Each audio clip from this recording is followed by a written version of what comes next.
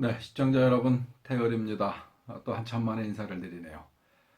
무당의 눈으로 바라본 하인리히의 법칙과 신의 세계.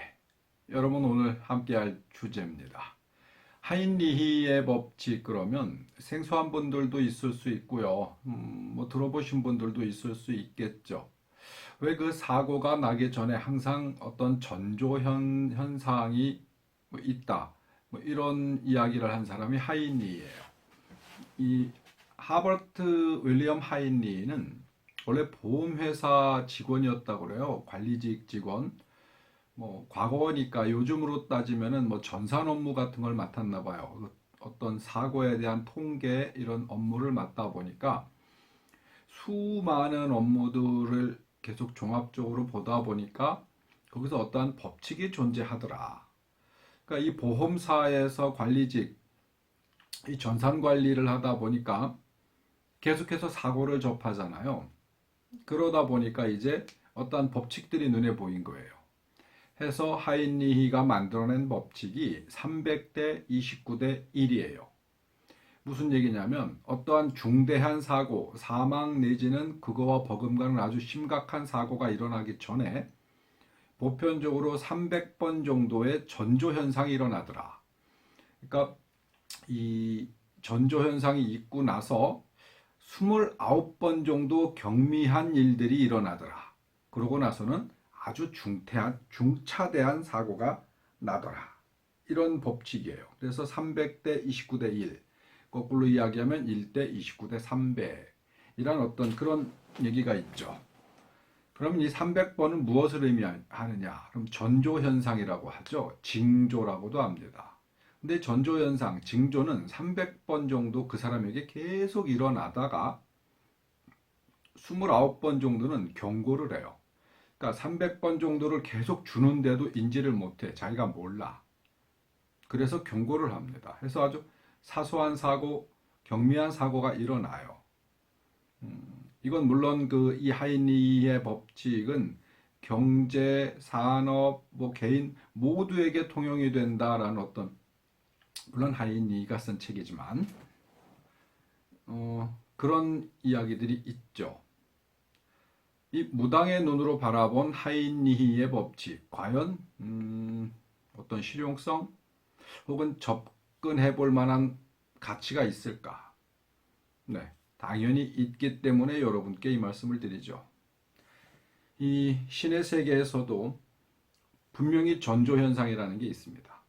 그리고 이 경고라고 하는 것도 있죠. 일반인들은 거의 모르고 살아요. 자기에게 어떠한 사업도 마찬가지고 병도 마찬가지고요. 그 수많은 인과관계 속에서 나에게 일어나는 정말 많은 일들이 내가 못 느낄 뿐이지 한 300회 가까이 이 어떤 그런 전조현상들이 계속 일어납니다. 하지만 실제로 아무 일도 일어나지 않았기 때문에 모르는 거예요. 뻔하다 말고 그럴 뻔하다 말고 뭔가 잘못될 뻔하다 말고 아플 뻔하다 말고 사기를 맞을 뻔하다 말고 그러니까 뭔가가 계속 이 하다 말았기 때문에 본인은 인지하지 못하는 거예요. 그래서 계속 어리석은 행동 내지는 무언가를 하다가 도저히 안 될 것 같으니까 이제 아주 좀 경미하게 혹은 약하게 이렇게 경고를 줍니다. 근데 그것조차도 사람들이 인지를 잘 못해요. 그러다가 정말 대박 맞게 되겠죠. 이 신의 세계 속에서도 저희들이 이야기하는 수호신장, 태열법사가 주장하고 있죠. 저의 공부는 그러니까 여러분들이 이 세상에 태어날 때 여러분들에게 부여받은 저절로 매칭이 되는 존재가 있다. 서양 사람들이 이야기하는 어떤 대부와 같은 개념이다. 우리에게도 우리 동양 문화 속에서도 그런 이 개념들이 있거든요. 여러분들은 이 세상에 태어날 때 태어나는 그 순간 아니다. 순간이 아니라 여러분들이 잉태가 되고 나서 영이라고 하는 게 깃들 때 바로 태어나자마자 영이 깃드는 게 아니에요. 보통 4주에서 6주 사이에 이 영이 깃듭니다. 임신 초기 얘기죠. 그때 성별이라는 게 생겨요. 그 전에는 성별이 없어요. 양성도 아니고 무성이라고 해야죠.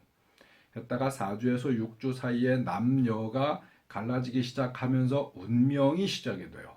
그때 수호신장이 지정이 됩니다.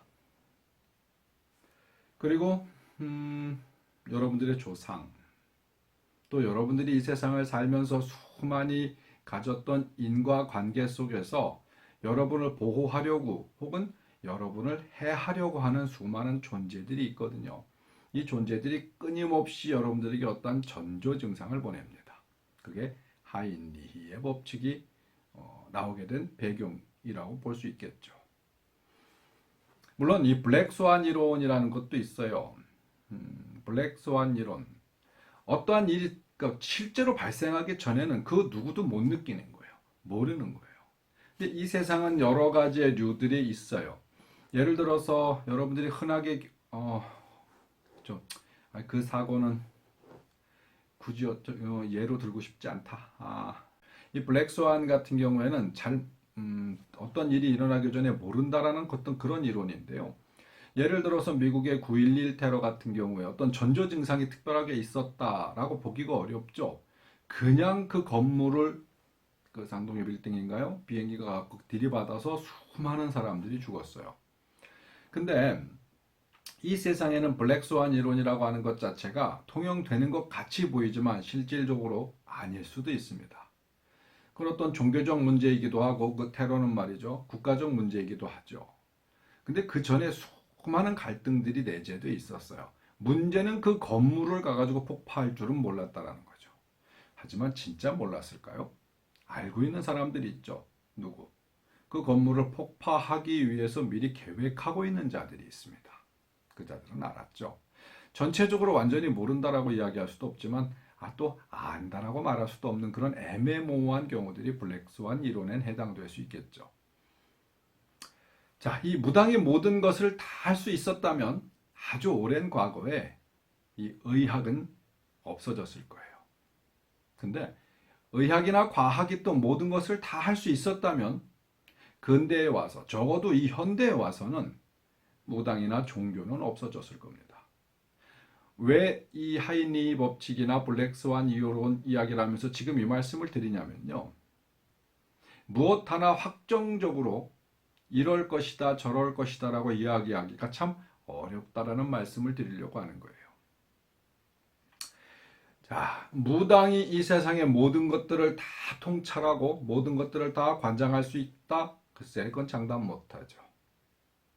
하지만 그렇게 무시받을 존재도 아니다 라는 이야기를 여러분께 드리고 싶어서 지금 이 말씀을 드렸습니다. 영상 짧게 만들려고 노력하고 있어요. 제가 아주 최근에 정말 신나고 재미있는 경험을 했습니다. 영상 편집하는 걸 배웠어요. 해서 여러분 피크 영상이라 해서 여러분 보고 계시는 거요. 아주 과거의 영상 제가 만들어 놓은 거예요. 만들어 놓은 걸 다시 제업을 하고 있는 거예요. 계속 잘라가지고 5분 정도 배웠는데 그걸 하겠더라고요. 이 곰믹스라고 하는 무료 프로그램이에요. 유료면은 더 많은 거 뭐가 있는데 굳이 유료를 쓸 정도의 주제는 안 돼서 무료 프로그램을 쓰다 보니까 잘라서 글씨 몇 개 넣는 게 되더라고요. 자, 이 피크 영상은 여러분들 그렇게 이해해 주시고요. 한 말씀 더 드리고 끝내야겠다. 이건 좀 부탁을 드리려고 그래요. 제가 그 페이스북에다가는 올려놨는데 여기도 아마 제가 자막 처리해갖고 이렇게 올려놓을 수도 있어요. 설문조사를 하고 있어요. 여러분 설문조사에 동참을 좀 해주시면 고맙겠습니다.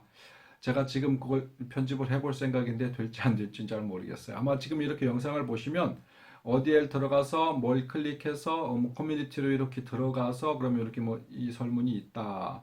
그러니까 그 설문에 여러분 함께 좀 해주시면 고맙겠습니다. 아마 제가 이렇게 편집을 할 겁니다. 편집하는데 아주 재미가 들려졌어요. 네. 그래서 피크 영상은 과거의 영상이라는 거 다시 한번 여러분 인지 좀 해주시고요. 앞으로는 영상을 가급적이면 짧게 좀 한번 올려보려고 노력하겠습니다. 하지만 깊이 있게 다뤄야 되는 문제라고 하면 조금 길게도 갈 수 있겠죠. 지금 같은 하인리 법칙 여러분 한번 좀 그냥 스스로 연구해 보시라고 말씀 한번 드려봤습니다. 자, 재미있는 하루, 행복한 하루 또 쭉 이어지는 어떤 그런 즐거운 삶 노력하셔서 쟁취하시기 바랍니다. 태열이었습니다. 고맙습니다.